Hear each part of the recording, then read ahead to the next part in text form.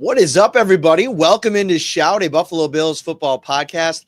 Ryan Talbot in the house. I am Matt Parrino. We're brought to you, as always, by Tops Friendly Markets. Yeah, Tops Friendly Markets, all-day breakfast right now at Tops. Head on over, Hatfield Original Smoked Bacon, buy one, get one free. 2-pack of eggs, 2 for $7, Eggland's Best. Fresh fruit cups, buy one, get one free. Chobani Greek Yogurt, 10 for $10 special. Thomas's Bagels, buy one, get one free for those breakfast sandwich needs. Coffee Mate Coffee Creamer, 2 for $6 after using an e-coupon. And Tim Hortons Coffee for $5.99. Head over to Tops and get all of your breakfast needs and everything else that you possibly could ask for. We had a great time yesterday, Ryan, just hanging out all day. We were up at Tops for a few minutes, and you even managed to get yourself some bacon. You're a big fan of the bacon, buy one, get one free deal, huh? Love me a BOGO deal. Love me a BOGO deal. Indeed. All right. We got a lot to get to here today. Thank you so much for joining us on this Monday. The Bills are on to the AFC title game. We're both going to have some more thoughts on yesterday's game. Did a deep dive on that today. Been sending some stuff out to the insiders as well. But we want to bring it to you in podcast form. Sean McDermott, though, dropped a little bit of a bomb about 2 hours ago. Christian Benford, superstar cornerback, sustained a head injury. He is in the concussion protocol, and that injury happened on the last play that he was on the field. The onside kick, Christian Welch, a linebacker for the Ravens, absolutely blew him up there on that play. Like, they helmet-to-helmet collision. He popped up. He looked like he was in good spirits. I'll provide some good news. And again, we don't really know how this is going to progress. The concussion protocol is such a funky thing, right? But he was in good spirits at his locker after the game. He was in the locker room. He wasn't kind of bouncing to doing tests and all that stuff. And they probably did that in the locker room before we got in there. But I think that's at least a good sign. And you saw Ray Davis, who sustained a pretty scary head injury of his own the week prior. He made it his way back to play last week. Yeah, you never know how long it takes each individual player to get through the concussion protocol, but you mentioned it. When I was in the scrum with Damar Hamlin, Christian Benford was right in the back there by his locker. Had no idea that he had suffered any kind of injury at that point, obviously, in the way that he was acting, interacting. He was being interviewed one-on-one. There were no signs there that he was dealing with something, so hopefully that's an encouraging sign, something that we will monitor throughout the week.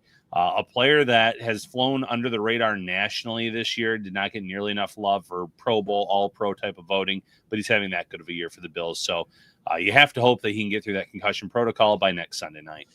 But we want to take a second here and kind of go through what this would look like if he wasn't able to go, because to me, it's a massive loss. And not just because of there's any singular one weapon on the Chiefs side outside of Travis Kelce, obviously, that you're scared of locking up one-on-one throughout the course of the game. But Ryan, I think that Rasul Douglas, you hate to use the word regression, but he's not been as impactful as a coverage cornerback in year 2 with the Bills as he was a year ago. And this is going into, a contract year. And, on the one Damar Hamlin, what could have been an interception had he kind of read it right, not turned his body at the wrong time. I thought it was a lapse in coverage on Douglas's end, who I think thought he had safety help. And I get that perspective, but he was so good in coverage last year. He made so many big time plays. If Christian Benford can't go and they have to turn to Kyer Elam or Jamarcus Ingram, I feel like that is a major shift. Yeah, huge. And, it's tough to imagine that it would necessarily be Elam being the healthy scratch all throughout the year. I know there's been times though where an injury has popped up and he has been the guy. It's a significant drop-off, not just from Benford to one of those guys, but even from where Rasul Douglas is. And you mentioned the word regression. I think that's a fair term. He had no interceptions, hasn't been as strong in coverage this year. If you're going out there with Douglas as your cornerback 1 in that scenario, and then Ingram and or Kyer Elam as CB2 on the outside, it would definitely make some fans nervous going against a Chiefs team whose passing attack looks that much better ever since Hollywood Brown got thrown back into the mix. You've seen Xavier Worthy get more comfortable and involved in the offense, not just being used as a gadget guy. Had a great catch last weekend against the Houston Texans in that game, kind of an over-the-shoulder type of grab on a big play. So, and then you mentioned Kelsey too. They're in a good spot. The Bills need to have as close to a full arsenal, if not a full arsenal in that matchup. Some other injury notes worth mentioning. First of all, Taylor Rapp is considered day-to-day, which I think is a really good update, because when you see the cart come out and a guy not able to walk back to the locker room on his own, you fear for the worst, and we're at the very end of the season here. So if he was going to miss an extended period of time, that obviously changes the math slightly. I mean, he's that top safety in that room. Now, I will say I think Cole Bishop played pretty well, and it's a benefit. Like I said, during the season, he got so many reps down the stretch for injured players. DeMar Hamlin was out for a little while. Rapp was out for a little while.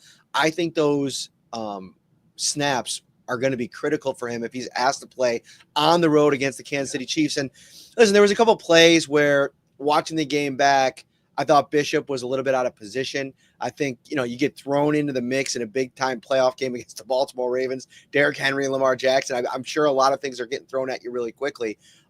He diagnosed a run play where I think he was out of position. I don't know if it was the Henry touchdown or if it was the one that set up a touchdown, but either way, you figure with a full week of first-team reps, if he's forced into action against the Chiefs, again, I think that all of that experience he gained late in the season puts you in a situation where they're not even considering going to Micah Hyde, which is something we talked about in the press conference. Sean McDermott said, absolutely not. And I know fans are upset about it. Splash cold water all over the idea of Micah Hyde. And that tells me once and for all that those two have an agreement in place. He was coming in more so as a player/coach, essentially being on the practice squad, a chance to win a ring. And that's fine. He's earned that right based on how he has played.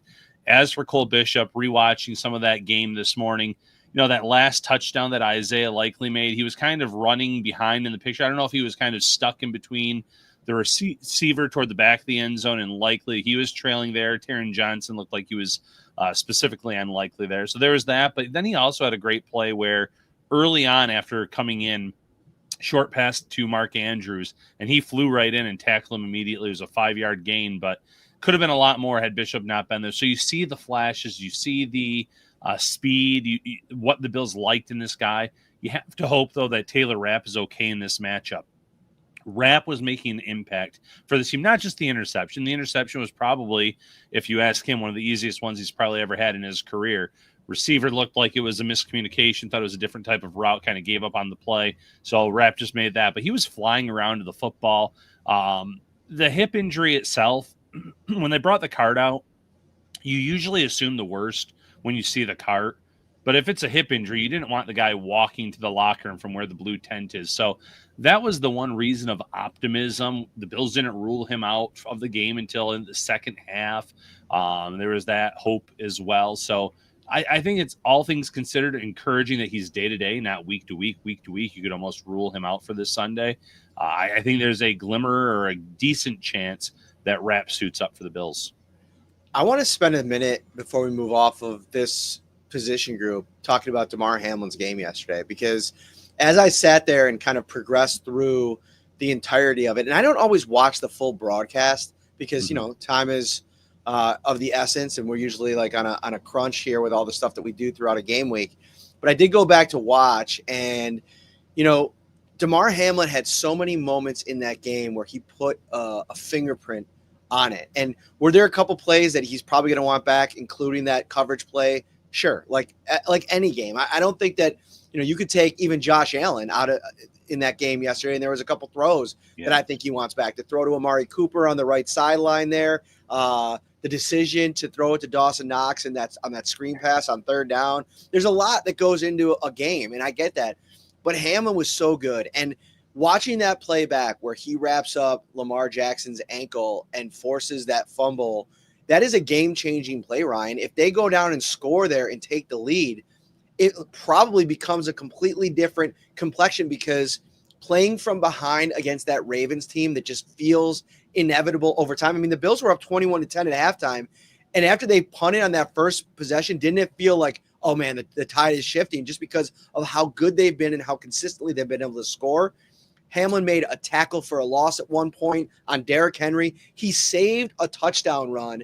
Derrick Henry broke through all the levels. He was the last line of defense. It reminded you of that run on the first play from the first game, and he comes flying in out of the picture to make a touchdown-saving tackle. Hamlin was absolutely money yesterday, and this is a guy, Ryan, that's been much maligned over the course of the season. And this is one thing I always tell fans that get frustrated with. And look, have your takes, have your ideas about who should play and who shouldn't. That's what being a fan is all about.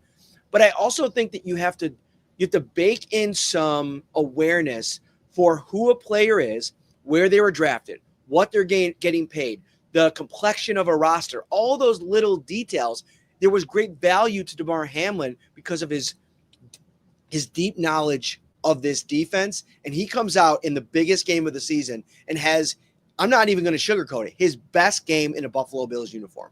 Yeah, every fan wants all 11 players on both sides of the ball to be all Pro Bowl level type of players. This is not how the league works. And Damar Hamlin, you mentioned, much maligned, a lot of criticism his way, shouldn't be playing, shouldn't be starting, should be reserved. He's had a great season when he's been on the field. He's reliable. He's in position. Mind you, the one play where he could have made a play on the ball, whether an incomplete pass or maybe pick it off on that longer pass to Bateman in the middle of the field. Yes, he'd like to have that one back. But for the most part, he's where he needs to be. And I agree with you. He strapped on, it looked like the old Great Gazoo from the Flintstones. You remember him, the little Martian guy? Yes. Or you can go with the Mark Kelso type out. Like that Guardian helmet looked like it was the XXXXL version of it. He was ready to go in and thump some players yesterday, and he did that. He was getting into the hole, getting after Derrick Henry, and that game, touchdown saving tackle in the middle of the field where he went low on Henry and made that play. We've seen safeties on this Bills team, the greats, the Poyers, the Hydes, be out of position on plays like that, miss those types of tackles. Had Hamlin missed something like that, there would have been a lot of heat on him, but he made that play. He made several plays in this game, and like you said, when all is said and done, we might look back on that one as being his best game of all time as a member of the Bills. And mind you, there's still another game this weekend, potentially one a few weeks after that, and who knows how much longer he could be with this team. But that was a statement game from Hamlin on Sunday. Sarah's asking in the YouTube comments, when did Benford get hurt? Sean McDermott revealed it was on the onside kick attempt, helmet-to-helmet collision with a Baltimore Ravens linebacker. Kind of popped up, looked a little bit wobbly there for a second, came off on his own power. Believe that he was evaluated after the game, and now he's in the concussion protocol, and we'll have to monitor that throughout the week. But we talked about it earlier in the show, so if you want to rewind it a little bit, you could hear us talk about that. One of the questions that's been asked quite a bit over the last couple of weeks on the Insider text line, and I wanted to cover it in this episode, is the disappearance of Amari Cooper, because he plays 32% of the snaps in this game, and that ranked third or fourth among receivers on the Bills. The only receiver that played less snaps than Cooper in the game against the Ravens, where, we talked about it all week. Brandon Stevens was this X factor to go after on that Ravens secondary, and Amari Cooper comes out of this game, and all he had was one target in the game, and it was that pass that I referenced. And so I asked Joe Brady and Sean McDermott about it today. Do you think, I'll get into their comments in a second, but do you think it's been an issue? One of the big things that Brady emphasized is that when he's out there, even if he's not a big part of the game plan, teams have to account for that, and that allows them to do other things. But I think what fans are really concerned about is you give up a third-round pick to go out and acquire the guy, and he's not on the field for 65% of the game. It's a big concern to me. And let me acknowledge what Joe Brady said. Yes, he whether it's a decoy, whether it's just, maybe not a decoy is not the right word, because I think when he's out there, they are trying to get him the ball at times. You traded a third-round pick for this player, probably thinking that if he fared well in the second half of the season, once he got comfortable with the system, you could re-sign him to a relatively agreeable deal in free agency or before free agency opens. And now you're sitting here 2 playoff games in where at the end of the season wasn't much involved. You thought maybe they're saving it for the playoffs. That really hasn't been the case. It makes me just wonder a little bit about this offensive scheme. And I know that sounds funny because the Bills, everyone eats mentality. They've put up a ton of points, have been extremely efficient. But we've seen these guys that are supposed to be your number one receivers, whether it was Stephon Diggs last year, kind of being phased out, not being heavily targeted in that second half of the season, then being traded in the offseason. Amari Cooper not really getting the looks that you were expected when they traded for him. It just does. It makes you think that maybe this is a system where there is never going to be a guy that's going to command a heavy target load workload, and that's fine as long as you have those egoless players. And Cooper is an egoless player when it comes to stuff like that. But yeah, I am a little concerned because you look across the way here on Sunday, DeAndre Hopkins isn't a huge factor in that offense, but he's been more involved as that stretch run has taken place. It's still Travis Kelce. They're still working in Hollywood Brown a lot. They're spreading it around too. It just feels like for a third round pick, you thought you'd get more out of this deal. Yeah, you look at the stats here, and obviously he's kind of been he got banged up a little bit after they first traded for him. He comes over in his first game, 5 targets. Then it goes 2, 3, 3, 14 against the Rams. And obviously the Bills were passing it quite a bit in that game. He goes for 95 on 6 catches. But again, you look at that game, he was targeted 14 times and more than half of those resulted in an incompletion. And I wonder how much of that goes into the math.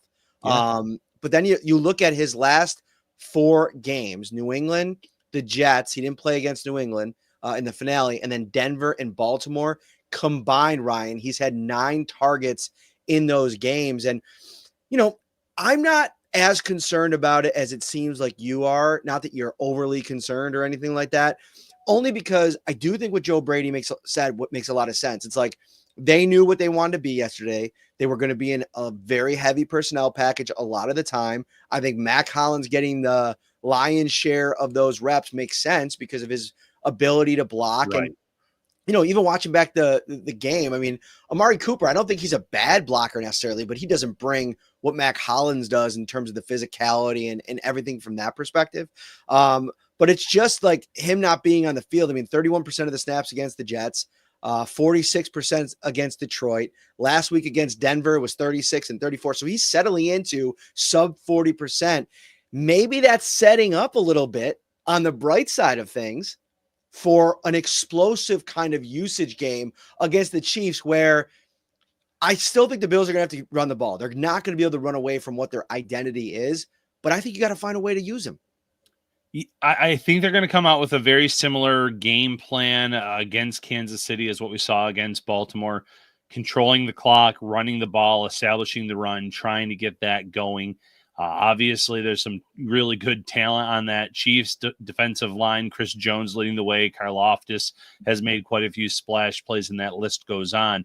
But like you said, that's kind of their identity now. They're balanced, and I like that. I like that a lot. It makes them harder to defend if you are the Kansas City Chiefs, and then obviously the Bills go on to the Super Bowl if you're the Commanders or the Eagles. So I think that you might see, again, a very similar snap count. But if this does turn into a shootout, Matt, if this does turn into a game where Allen has to throw the ball a little bit more, I'm hoping that we see that reflected in Cooper's stat line. And I agree with what you said and what Spin said here in the comments. Yesterday's game had a lot to do with the script, what they were trying to do against Baltimore, which worked beautifully, 4.4 yards per carry. When you throw Allen into the equation with James Cook and Ty Johnson, Ray Davis, that game plan worked for that matchup, and they might go with something like that against the Chiefs. But when the time comes that you need to pass more, I would like to see Cooper out there and getting targets as well. Speaking of what we'd like to see everybody watching right now sign up for the 2-week free trial to become a Shout Buffalo Bills insider. All you have to do is text 716-528-6727 or go to joinsubtext.com/shoutbuffalobills. Try it out. 2 weeks, risk-free. Only $3.99 a month after that.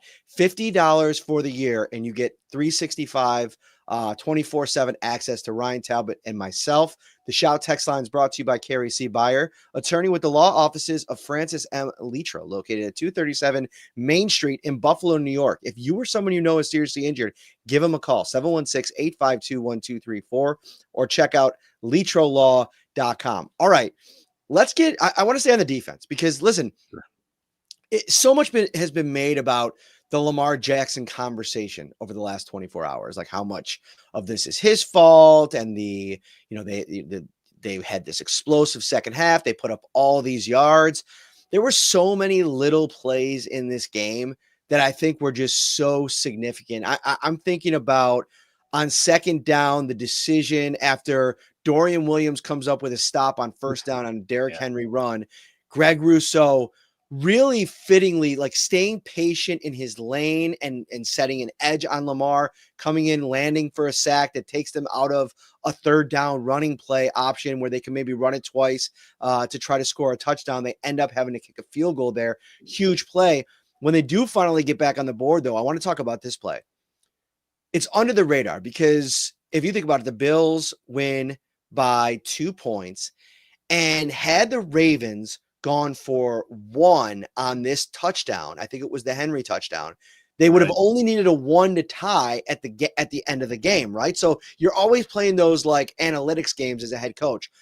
But they go for 2 and they don't get the 2. Do you know why? Matt Milano, who was used as a blitzer 9 times in this game, he recorded 4 pressures on 9 blitz attempts in this game, and they really landed on something there with him. He obviously spent a lot of time spying Lamar as well. He rushed, he waited, he kind of set back, noticed Lamar was looking at a crosser over the middle, adjusted, got his hands up, and got his hands on the ball. Under the radar play that I don't see barely anybody talking about, but that's a game-changing play. If they get that 2-point conversion, now you're talking about a tie game. Now you're talking about them, I believe, hitting that field goal or the extra point at the end that would have won it after they come down and score. So little things like that. Matt Milano was absolutely tremendous. He was flying around. There was one clip that was shared where he had Lamar, it seemed like in his range, and he bit the wrong angle, but any other quarterback, he's probably taking him down. Yeah, and that's what's so funny with the analytics with going for 2, going for the extra point, because early in a game, there's opportunities for teams to close the gap, tie the game, or make it truly a 1 touchdown game, maybe instead of 8, making it 7 if you get it. And teams sometimes go for that. But when you don't get it, it puts you behind the 8 ball and forces you to go for it again. So when the Ravens go back and watch that game, they're probably kicking themselves for that very reason. Make the extra point, send it to overtime, or if they were able to convert on the first one, the extra point maybe gives them the lead with about a minute and a half left and forces Josh Allen and the offense to have to put together a drive where they can get Tyler Bass in a field goal range and ask Bass to make another big play. That's what makes this game so interesting. There's all these little nuances, all these little plays, and I think it's the same play that Greg Rousseau had the sack. I'll have to go back and double check, but another player that had this huge impact on the game, Matt, was AJ Epinesa. It was the play you're talking about. That was the play. So they have Ronnie Staley come in and is reported as eligible. And it looks like that's who they're going to target on the play. He blocks for a second, then he goes out and he's going to run a route, and they're probably thinking no one's going to cover this guy. Fun little gadget touchdown, gadget play, but Epinesa follows him out and takes that lane away. Epinesa sealed the edge a few times yesterday and made some great plays. He's someone that we have rightfully, I would say, criticized over his career, not being that impact player that the Bills have needed at times, the consistency issues that we've seen off the edge with him, with Rousseau, Von Miller, and that list goes on. But all of these players stepped up and made plays that when you look back on it, all those little things are the reason why, factor into the reason why the Bills won this game by 2 points. Yeah, Epinesa was really good in this game. I thought defensive line-wise, I saw a couple plays where Austin Johnson flashed. I saw a couple plays where even Jordan Phillips, I was like, oh, wow, that looks a little bit like the old Jordan Phillips. There are some of the frustrating plays with him. You know, I put one of them out in the insider chat line where I think he was trying to eat a double team. And so when that's your responsibility on a play, it's hard to knock him too much for becoming completely off balance. Justice Hill ends up going through the middle of the defensive line and runs for like 16, 20 yards, whatever it ended up being. But those are the kind of plays where you're like, oh man, you just wish he would be able to stay on his feet. But you forget that Jordan Phillips is 32 years old now. I mean, he's not the young player that he was back in 2019 when he first arrived with the Bills. I want to change gears here for a minute. We've talked a lot about the defense, and rightfully so. Dalton Kincaid. To me, I'm eyeing this Kansas City Chiefs game as an opportunity for Dalton Kincaid to have his 2024 signature game. And I bring this up because watching that game back against the Ravens, he had an opportunity in that game to make a play on, I believe it was a second down, sliding catch. Degree of difficulty was pretty high, nothing crazy, but high enough to where it would have been a really good catch. You need him to make the catch. You need your playmakers in that moment. The only first round draft pick by the Bills, I know Cooper was a first rounder way back when, but I'm talking about in this build, Kincaid is supposed to be the guy. And when you have a play like that, where it goes incomplete, you go to third down, Josh Allen gets pressured, he's got to roll out, he throws it away, and now you're punting to start the game, start the third quarter. That really just took all of the momentum that the Bills had built up, and they just wasted it. And now I will put a little bit of that on Joe Brady. I would have liked a more creative play call, and it's hard because managing expectations with this run game when it goes so well and you rely on it so much, but like sometimes it goes so well and they know it goes so well, so they know you're going to be doing it. You got to change it up a little bit. I would have liked a play action deep shot. Like, let's get something going to Keon Coleman. Why don't you get something going down the field to Amari Cooper or Kincaid or Knox? I would have liked that in that spot. But on second down, your first round draft pick who you traded up for in Dalton Kincaid, he's got to make that play. And I'm looking to next week. I think Kincaid's got to take his game to the next level if the Bills want a chance to go on the road and beat the Chiefs and stop them from going to 3 straight. Yeah, and you know that the Chiefs are going to get a lot from their tight ends, not just Travis Kelce on Sunday against the Bills. And the Bills need to be able to replicate that to a certain extent with Kincaid and Knox. And, the pass by Allen on that play was not great. It was one of those throws that I guarantee would be high on the list that Allen would like back because Kincaid did have a separate a little bit, was open. You lead him correctly on that play, and he turns and goes down the sideline, gets a good chunk of yards, and instead it's low, it's away, and he has to kind of try to make the play. I do agree it's a play that he needs to be able to make, haul in. You brought him in here, drafted him at that high for a reason. You're expecting him to be an X factor for this offense. Looked the part as a rookie when he didn't command as much attention. Going into this year, though, he looked like he was going to be the focal point at one point. It just hasn't happened. Hasn't been the way that they've utilized him move the ball. But he's going to get his targets. He's going to get his looks against Kansas City, and he has to make sure he hauls in those catches. Tries to make some, pick up the yards after the catch in this matchup. It's going to be important for someone to step up and have a signature game against the Chiefs. They need at least one guy that's not named Josh Allen on this offense to step up. And maybe it doesn't end up being Kincaid. It could very easily be Curtis Samuel, who keeps getting some looks in this system. Khalil Shakir wouldn't surprise anyone. Mac Hollins, as odd as it sounds, he has made so many big touchdown catches for this team. Maybe it's a Mac Hollins game, but someone needs to step up outside of Allen in this game if the Bills are going to advance to the Super Bowl. Yeah, and there's a lot of good commentary going on in the comments here. Yeah. Darrell, one of our favorites over on the social media platforms. Kincaid lost his footing. Still, the ball was in an area where it should have been caught. I totally agree.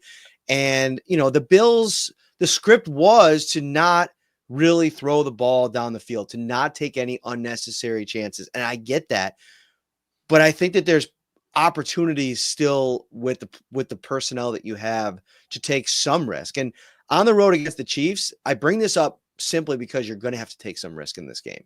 You're going to have to let Josh Allen play the way that he plays against a team that he knows very well. That's the thing about the Baltimore Ravens. Like, they've only played a couple times over the last couple of years. He hasn't had a load of success against them. That game last season or the year before in Baltimore where they came back to win in the second half, the numbers weren't great. He struggled mightily in the first half. He wasn't great against them in the playoffs back in the day. He wasn't great against them in another regular season game at one point, I believe. So I think that was the first time they started against each other. That was the blueprint game, though, where Lamar struggled a little bit. But all in all, I just think that you take this group of weapons, and I think there's way more that they can do in the passing game. And I thought it was encouraging. I really like that, the creativity. I was criticizing Joe Brady a little bit for that start of the third quarter. I loved that play call where Reggie Gilliam was in and James Cook, and they both kind of ran out into the right flat, and Cook got the wheel screen there, and Reggie Gilliam was the front blocker, and I think it went for 10 yards and a first down. Baltimore is a sensational tackling team. Against any other team, that might go to the house. Like, right. I want to see a little bit more of that. And I know, Kansas City, that they're no slouches either. But at the second level, outside of Justin Reed and Trent McDuffie, if you're dealing with their secondary safety, I don't know what's going on with them. And I know a couple of their defensive backs got banged up in the game against the Texans. I'm looking to exploit those matchups. You have to. And McDuffie was even beat up for a play or two, and I think he came back in right after that. So you try to attack. You're not going to come out and have Allen throw it 40, 50 times. That would go against everything they've done this year. But I would like to see them try to move the ball a little bit more downfield in the intermediate areas, attack some of the weak spots on this team. We know Allen can extend plays. There's so many fun matchups to watch in this game. Especially on passing downs, third downs, where they're going to kick Chris Jones outside, and it's going to be Jones against Spencer Brown, things like that. You expect the guys to win up in the trenches a lot of the time, but Allen can create on his own. These shorter passes, they're going to work sometimes. You're going to break away. You're going to get a lot of yards after the catch, but you also have to try to move it a little bit more aggressively. I'm not saying take the deep shots, throw it 35, 40 yards downfield, but even mixing that in from time to time. Like you said, play action on a first down on a drive.